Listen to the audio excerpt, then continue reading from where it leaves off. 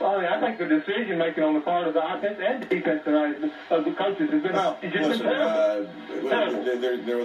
There will be plenty of criticism of Nick Saban. Probably most of it will be pointed at Lane Kiffin, and that just comes with the territory. Your defense gave up 42 points. It's a fact. Well, I agree with that. Now, the offense, they did not execute well. They really didn't for a better part of the game. And it's things like this. I mean, no, it's just, they're dialed up. Ohio State came in with an outstanding game plan and played exceptional football.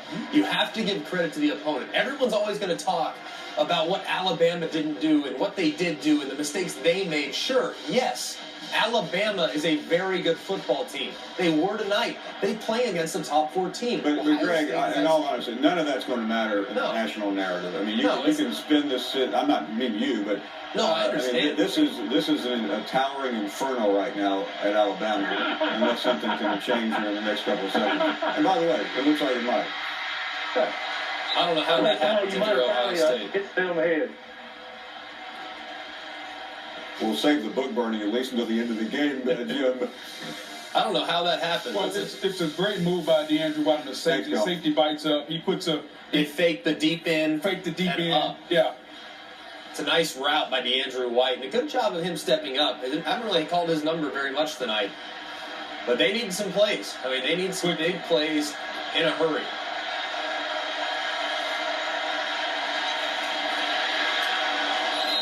Dangerous right there. They tried that pop screen again.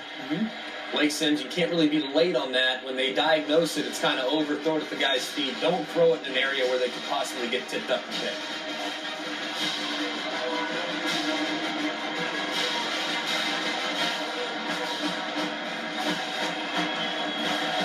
And this is when you're in the groove right now. You really have to be aware of the situation here. Now, you don't want to force anything, but you don't want to be too careful either, knowing that every second off the clock can affect you.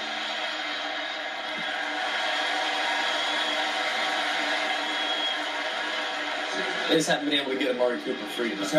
And when you look back on it, I think that's going to be the biggest. That's going to be my really biggest good takeaway. point. That's a great point. Amari Cooper, in questionable play calls, and a defense at times played great. At times, but other times they simply run over. Hasn't been consistent. They've given up over 300 yards rushing tonight.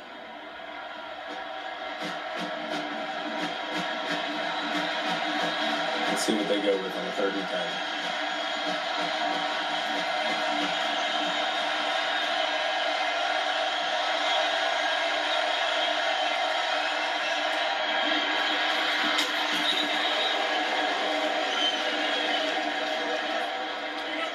Fourth and 2. Always, obviously, 4-down territory. I would say pretty obvious. No doubt. Obviously, a 4-down territory. I like the play call. Just get in a manageable situation, because if you do try to take a shot at the end zone, you got 4th and 10. That's a lot more difficult than a 4th and 2. Throw it underneath the sticks, get out of bounds, work the boundary. Need to hurry. You got to think Ohio State's going to be in some type of man-to-man defense. Look for maybe a bunch, pick some type of one-on-one situation for.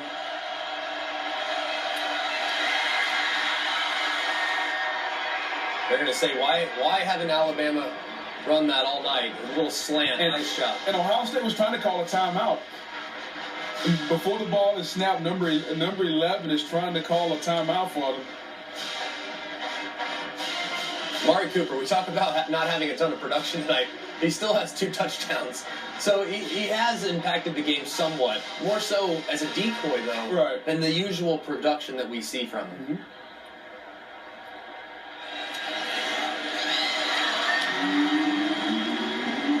Let's go back to Andy in Ohio. Andy? Hey, Paul. How's it going? It's going great down there, Andy. Hey, I'd like to point out to your little Einstein there, who's analyzing everything. He keeps saying that they'll be improved across the course of the year better than Alabama. We lost to Virginia Tech, so I think the Buckeyes may have had a slight bit more of improvement across the. Well, I think I would agree with you on that. I think both teams are absolutely so improved. Frankly, for Nick Saban and Urban Meyer, we've both said, Paul, you've talked about it, this might be their finest coaching jobs. Both of these guys, they've done an incredible job getting their teams into this game. Well, you know what I mean? Urban Meyer has accomplished a lot with a perceived third-string quarterback. But really, I mean, Nick Saban should get some credit because nobody thought that Blake Sims was going to lead them to anywhere at all. And, I mean, ultimately, his shortcomings are probably the turning point in this game. Anyway, Andy, we'll come back to you in a minute, but I would say this is a pretty important kick right now. Slightly. All right, and when you're the kicker, you're trying to get that first couple of hops and that big second or third hop where the ball bounces up, and you want these guys to run down there and just create some havoc, but you got to get that first and that second big hop. There's the hop he needed. Boy, that was close. That was a perfect kick. Yeah. That's a great job by Spencer high-pointing the football. He tried to tip it up, but that was an absolutely ideal onside kick. Andy? Sir, yes, sir.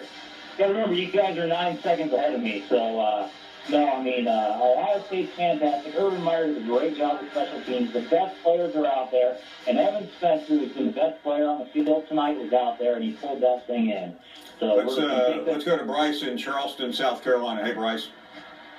Hey, Paul. How are you? I'm well, thank you. Good. Thanks for taking my call. You really enjoy your show. I watch it every day. Thanks a lot.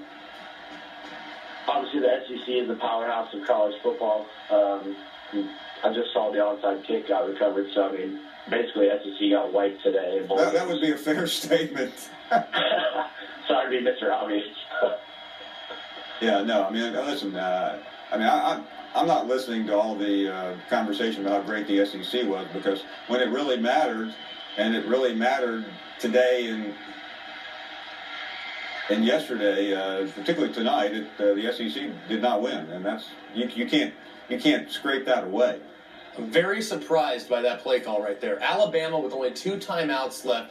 Ohio State could have forced them to burn both of those and taken an additional 40 seconds off the clock. I'm really surprised they decided to throw it on first down. Instead, they go with a stutter goal, trying to put the nail in the coffin.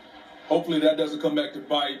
That was interesting to see. Yeah, to me, it was a very, very poor play call right there. Why would you do that instead of just run the clock out? I understand trying to be aggressive. If you run 3 plays, I mean, there's 2 timeouts. I mean, you're really down to virtually nothing. And that's how you don't get any yards. You kick it to them with about 35, 40 seconds left. We'll see. That was a really interesting decision. It really was. And if anything, you can go 3 straight. He's also an offensive coordinator that has a head coaching job. I understand being aggressive, and I always applaud coaches that are wanting to be aggressive. But right there, you can put Alabama really back into the corner if you just run it 2 times, force them to use their timeouts, and then give Cardale Jones a run-pass option where if a guy's there, deal it. If not, run the football or take a sack, pin Alabama down deep inside their own 5. That's kind of an interesting decision right there by Tom Herman. And we've talked so much about Lane Kiffin, but we haven't really spent much time about Kirby Smart. I mean, he's been gashed a number of times this year, brother. And you would never expect an Alabama rush defense that was leading FBS, giving up only 88 yards a game. Right. They've gotten gashed for over 300 yards tonight. Yeah. And 2 things you look back: Alabama's rush defense and the lack of Amari Cooper. There may be only one consolation prize to all this, Booger. The fact that Alabama's defense doesn't have to face Oregon. Yeah, I mean, especially with the performance they put on today. Wow.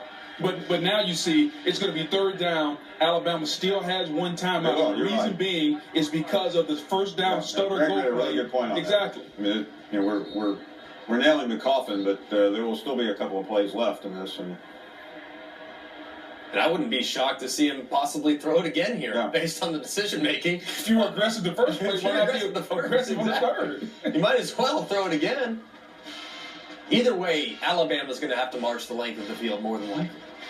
So, if you're Alabama, I'm thinking I'm trying to block the punt, 1. And 2, what are going to be my 4 plays offensively that I want to go to? You want to go over your clock procedure on the sideline. If I'm Blake Sims, I'm going over to the guy and say, okay, be ready. If I say clock, that means we're going to be spiking the football.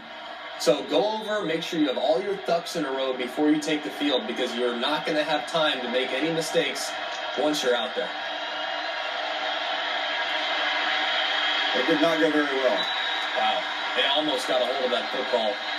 A really nice job by Nick Perry being aware of the situation. Who would have ever believed they would have this much time? And that's what we took 4 o'clock management. Now Alabama's going to have the football with about 90 seconds left, probably having to go 70 or 80 yards. Blake Sims was in a similar situation in Baton Rouge. Yeah, the people in Baton Rouge say, yeah, we've seen this before. And that game went into overtime.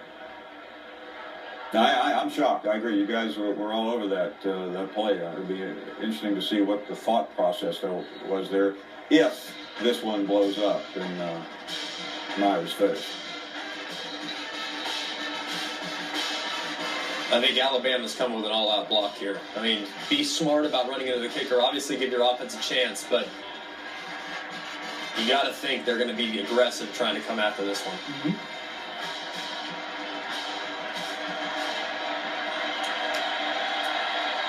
Oh, just a solid return, huh?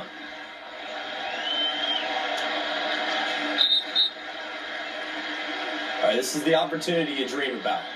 I mean, this is...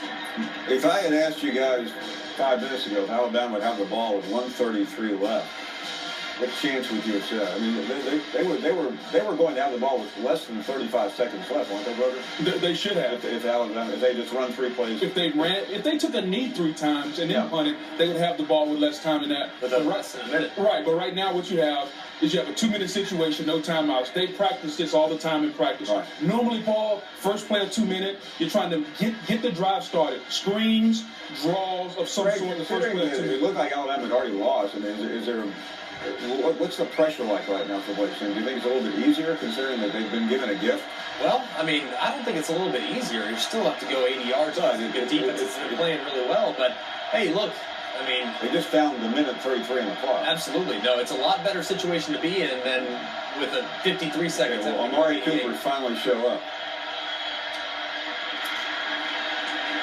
And think about this. In college football, Paul, Greg, every first down the clock stops. Yes. So it's really not important that you have timeouts. You just have to get yardage in increments of 10 to keep the clock stopped and get first downs.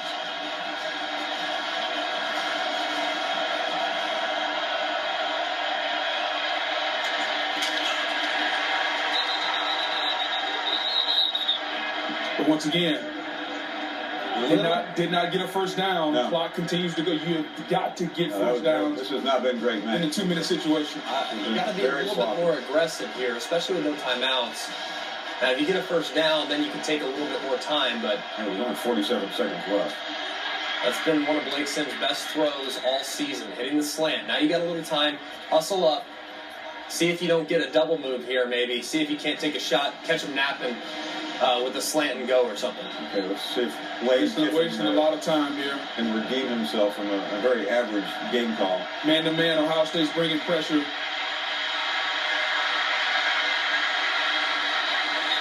Now, 25 seconds left. Yeah, I might spike it here. Yeah. They're taking a long time. All right, so I'm thinking they're going to throw something close. Time is just they're going to throw racing away something here. on a quick out here. Or, there you go. A little quick out right there. Thinking just, hey, I'm going to steal a couple yards. How many plays do they have left? 3 max. 3 plays, tops. 3 max. And if you're Ohio State defensively, you got 2 safeties back.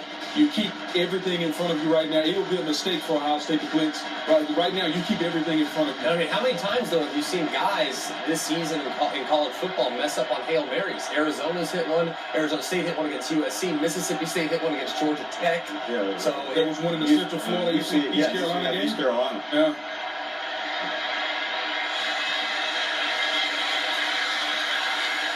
So it's not out of the question here. Alabama can potentially make a play on a Hail Mary. There's really, I've seen a lot of college. But what do you make of this series, though? This has just been very chaotic. Well, I mean, you started with plenty of time. Started with a minute 33. Yeah, I mean, it's just. the first 2 plays of the series where they threw balls underneath and got tackled and didn't get first down, the clock continued to roll. They probably lost 25 or 30